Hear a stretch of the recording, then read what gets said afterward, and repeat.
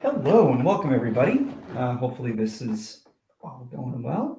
If you want to throw something in the chat, just let me know that you can hear me. That is always helpful. But I'm here to talk a little bit about our threat report that we just put out, which you can find in the attachment section as well. It's really big focus here is about how we secure the software supply chain. But I'm really going to delve in a little bit more in depth with the findings from that threat report, like I just mentioned. And again, if you don't have a copy of it already, that's actually in the attachments section of the talk. All right, so what are the kind of big categories we're going to be talking about? Software supply chain covers a whole lot. Obviously, your software that you make is made up of everything you write, everything you consume from open source, everything you purchase and repackage as third-party components, and a whole bunch of variances in between, like code from other groups inside of your company, so-called inner source. But what we're really going to focus on is the supply chain threats. And most of those are external, not internal threats.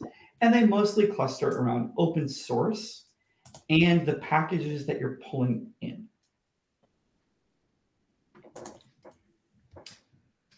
And I should just note too that, please, if you have any questions, please feel free to just throw them in the chat. I'm absolutely glad to answer anything. So why are we talking about these though? And what's the kind of big takeaways from our threat report? So first, it's important to realize that any business that's app-driven, which is effectively every business nowadays, has significant risk that is being presented through their supply chain. This risk isn't staying stable, or unfortunately, it's not declining. It is increasing. And there's a few reasons for that. One is that there's just more of it. There's more open source. There's more vulnerabilities in open source. People are disclosing more. So there is more risk because there's more complexity and more scale. There is also, however, a greater sophistication in threat actors. I'll talk about that a lot with the malicious packages portion. But fundamentally, these, what used to be relatively simple typo squatting attacks, for example, are becoming much more complex and much more sophisticated, which makes them harder to prevent and actually makes them present much greater risk. And then there's less clarity about what you have. And again, this is a direct result of the complexity inside of your application. Applications are becoming increasingly complex, especially as we move towards things like cloud native, where you're inherently having a distributed system that is reusing a lot of components. I'll throw one other piece on that, which is that generally speaking, people are tending to solidify on certain, let's call them libraries or packages to solve a single problem. So log4j is the easy example here. Everybody was using it. And there's more and more of those packages that seem to be just used everywhere. That consolidation. So what this all leads to is a remediation gap. You have more problems, you have the same resources to fix those problems, and now there is a gap between the risks that are present and your ability to remediate those risks. And then I'm really going to focus on the malicious package aspect here because it's just an interesting growing challenge that we have a lot of insights on.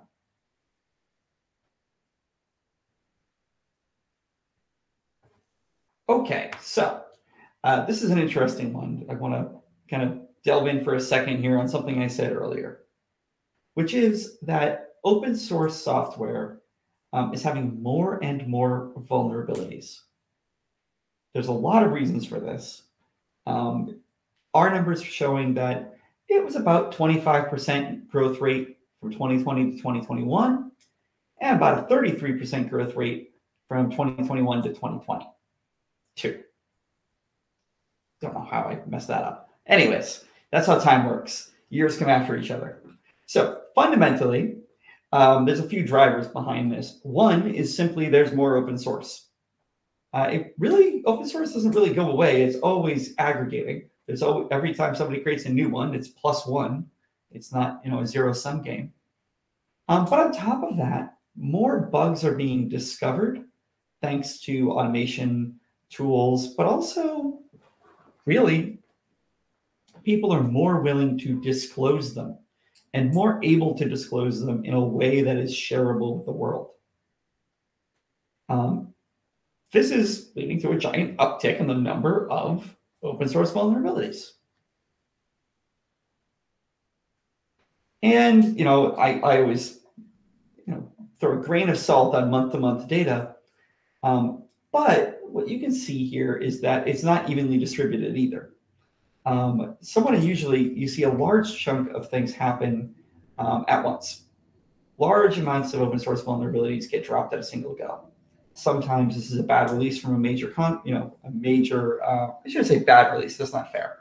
A release that fixes a lot of vulnerabilities from major open source vendors. Right? Red Hat or Android drops a big update with a whole bunch of security fixes. The number of vulnerabilities goes up because people only disclose vulnerabilities that are fixed. But it does tend to be pretty noisy month to month with big jumps forward. But overall, what we saw was a big trend upwards in 2022. I should be clear, by the way, this is the month-to-month growth. So what this says is that, from December of 2021 to January of 2022, there was 57% more vulnerabilities disclosed.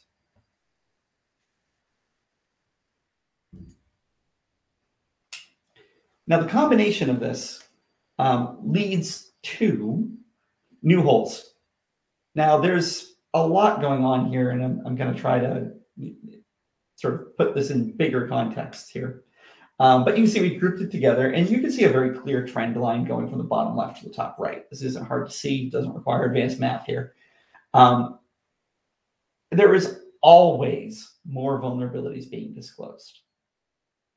This is getting to the point of sheer just inability to manage. There's too many. With 1,000 or so dropping every month, there's just a lot coming in. So forget growth rates for a second. The absolute number of known vulnerabilities is getting a little bit out of hand.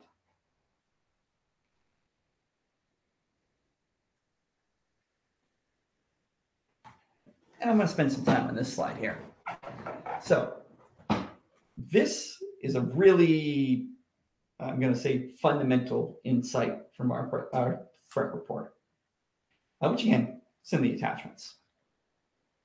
What we have here is a comparison of data we collected in the first 9 months of the year, about how long it took for people to fix problems once they were detected, and what percentage of problems they were even fixing.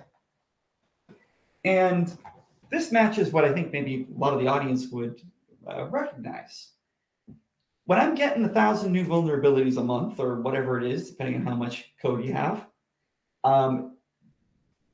but a significant amount, right? Remember, I said 33% average growth rate over the year. That's a lot.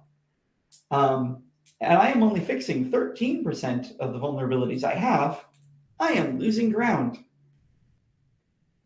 More importantly, the time it takes for a vulnerability to be fixed is pretty much exactly equal to your attack window.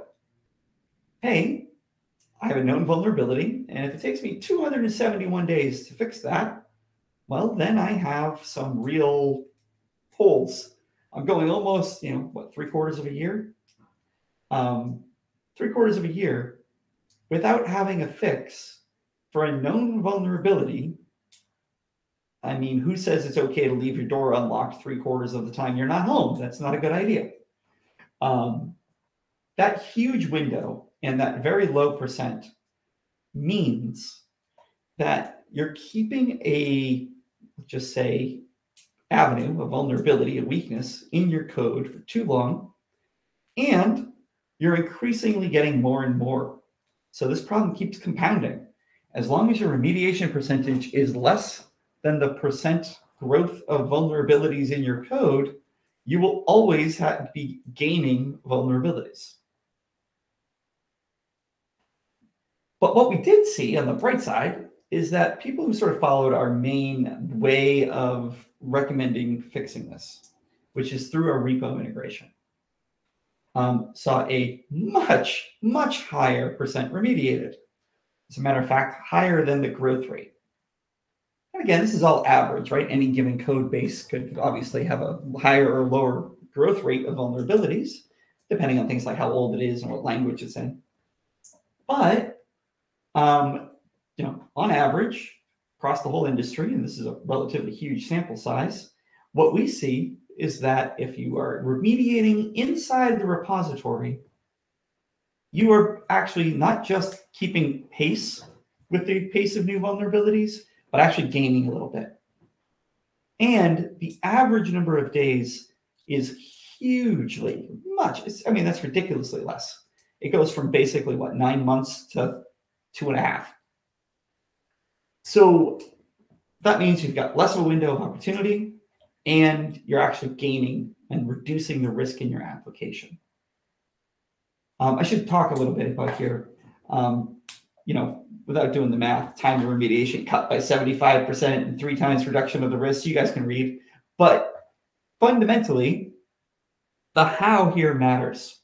The reason for this giant jump is because if you're doing something like pipeline scanning, where you're building it and then you're creating a scan, you're getting a whole bunch of results of known vulnerabilities, and then you're saying, okay, I'm going to prioritize those. We'll take everything that's critical and high. Developers, please go fix those. And then by the time they get it, 30 days have already gone past. By the time they actually look at it, another 30 days have gone past. Then they've got to fix it, put it in the code, got to put it back in a new build, which may or may not happen right away.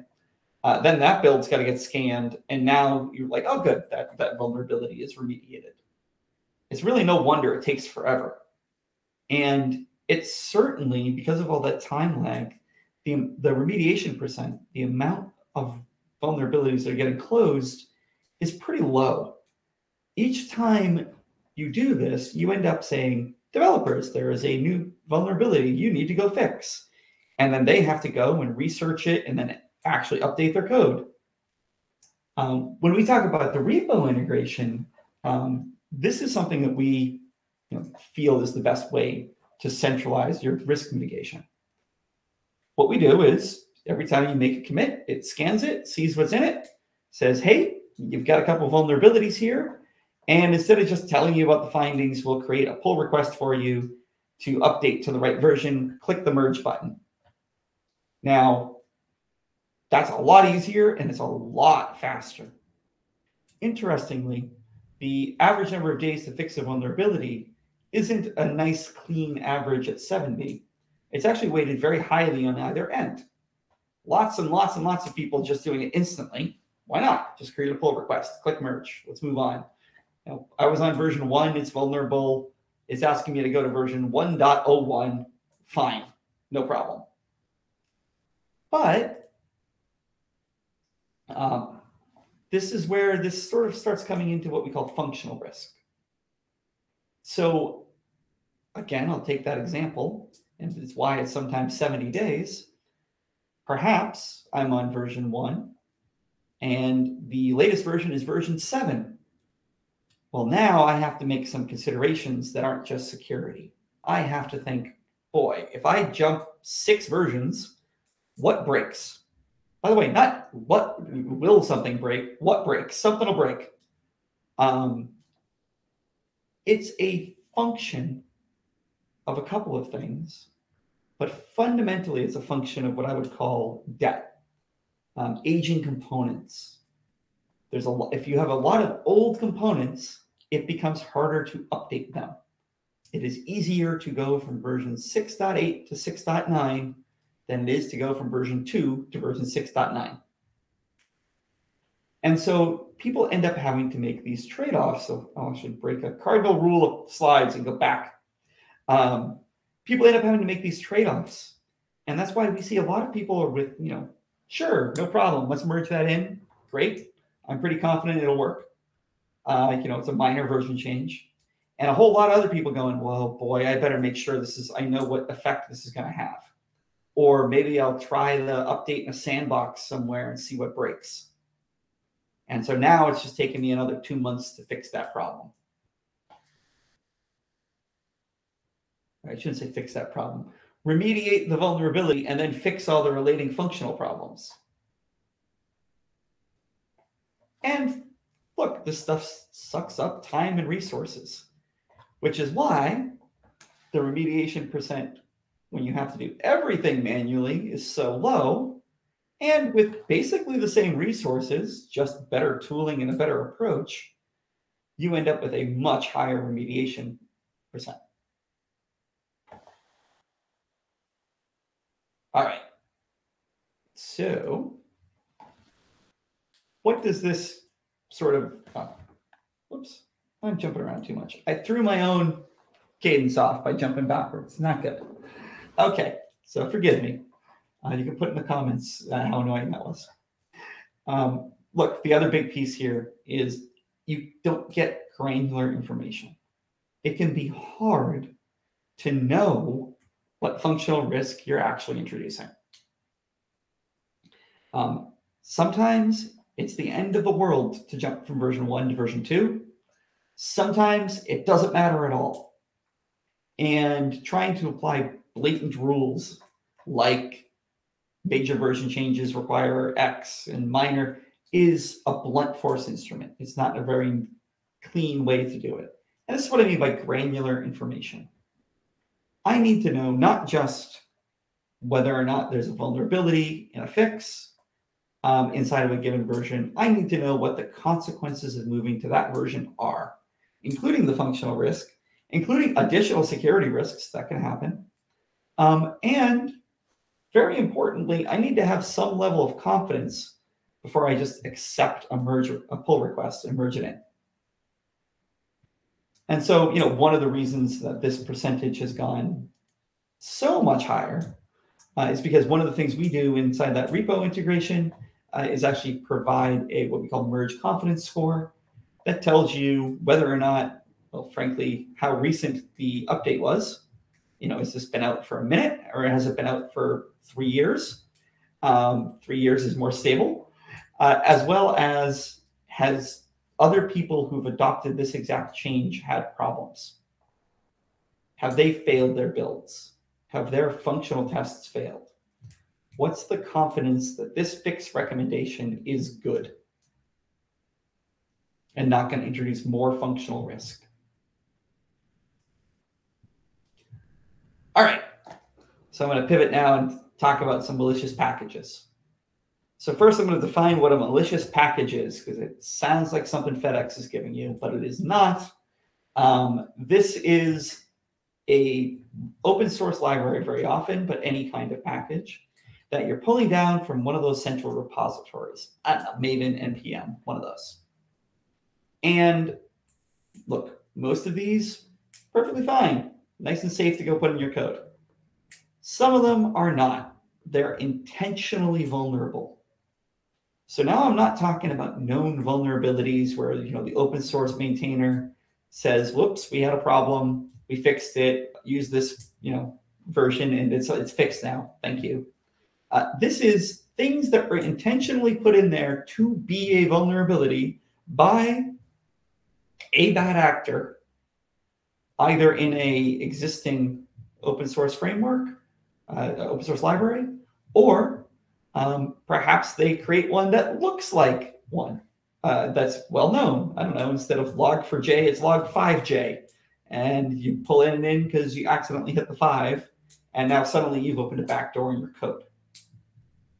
These are harder to handle and detect because they aren't actually a known vulnerability. So you can't correlate it to a whole bunch of different data sources and find it. These are hidden, but they have patterns to them. And when the packages get pushed to these central repositories, they're available for scanning.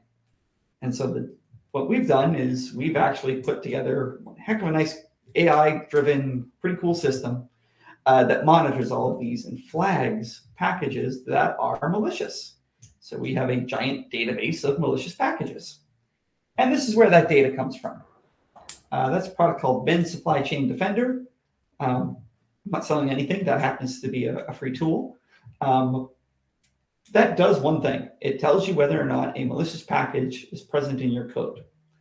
More accurately, it tells you whether or not you're about to introduce a malicious package into your code. Because unlike known vulnerabilities, malicious packages are an attack in and of themselves. This is stopping an obvious robber at the door. Importantly, this is not some dying trend. This is a new trend. This is the newness.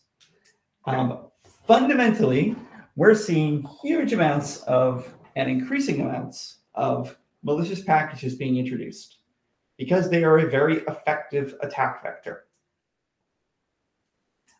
You can see here, there's some interesting reasons and theories we have about why things cluster at like March and July. And there's some fun geopolitical stuff that's involved in that as well. But what you see here is, in a given month, there can be 2,000 to 3,000 malicious packages published in the world. And most of these are not, they're not named malicious package 101. They look like something else, something valuable and something real that is safe. These are cuckoos in the nest. And it's increasing. There's some variability month to month, but we aren't seeing this trend downwards. This trends upwards, and it's trending upwards very strongly.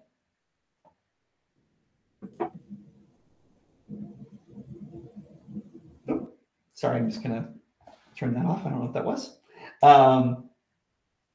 So as we talk about these malicious packages, there's some sophistication reasons that they're trending upwards as well.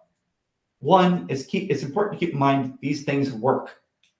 Bad actors like to do things that work. They aren't in the business of putting out intentionally easy to block vulnerabilities and weaknesses.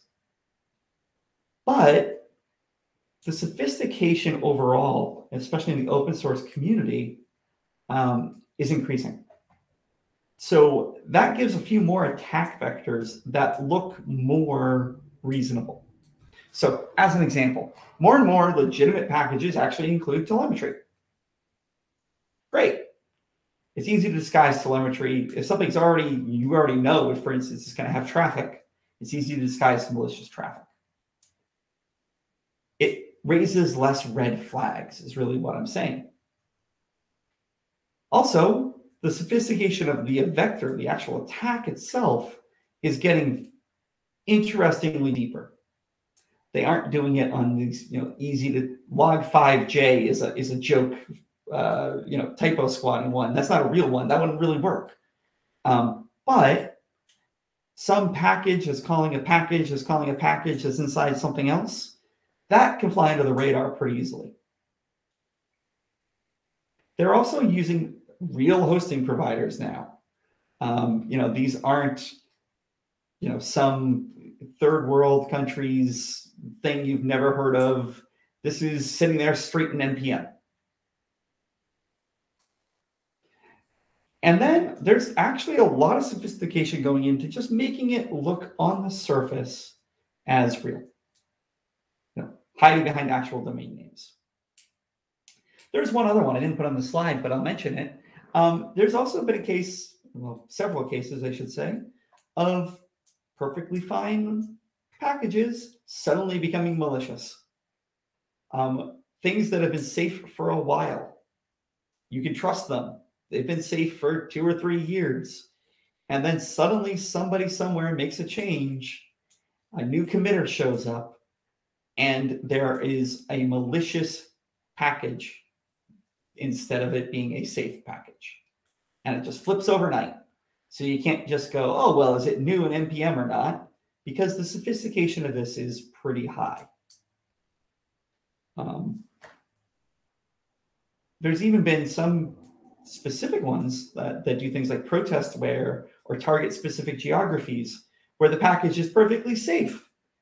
We recently published one that actually, it's a protestware. If you were in Russia, it behaved differently than if you were not. So the vast majority of users of this open source package, no change. But boy, do you really want to be using an open source package that will, let's say, target specific geographies? What if yours is next? What if you are in Russia and actually making this application and it's deleting things on you? So it's a important thing to note that it's not just new packages. Sometimes it can be existing, even stable, even well-known packages. The benefit of open source is anybody can contribute. The downside of open source is anybody can contribute, and it has to be maintained, and it's pretty easy to take your eye off the ball for a minute and have somebody make a malicious addition.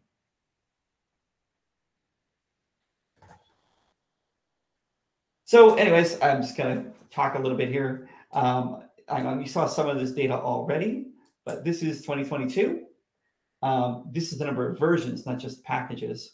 So you can see this is, at 6,000 in July, almost 7,000 in August, busy summer.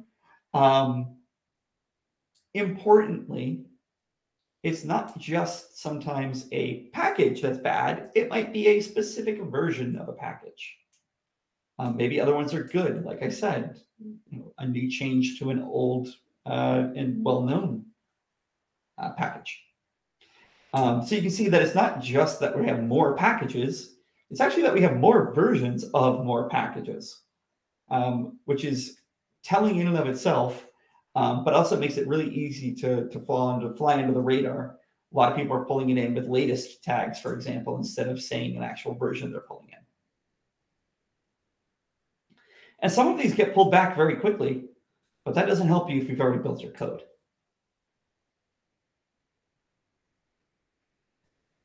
So I'll talk a little bit about a few of the types. And we go into more detail into this into the actual report. But typo squatting is my easy favorite example. But it's actually beginning to fade off. It's not as effective anymore. There's ways to protect against it. Brand jacking, talked a little bit about that, right? It's growing. It's definitely growing. The ones that are coming into play now in the last couple of years are really dependency hijacking and dependency confusion. What I was talking about, like latest and things like that. These are the trending vectors. It's important to note, though, the old ones aren't going away. It's just that the bad actors are finding new ways. They haven't really abandoned the old ways.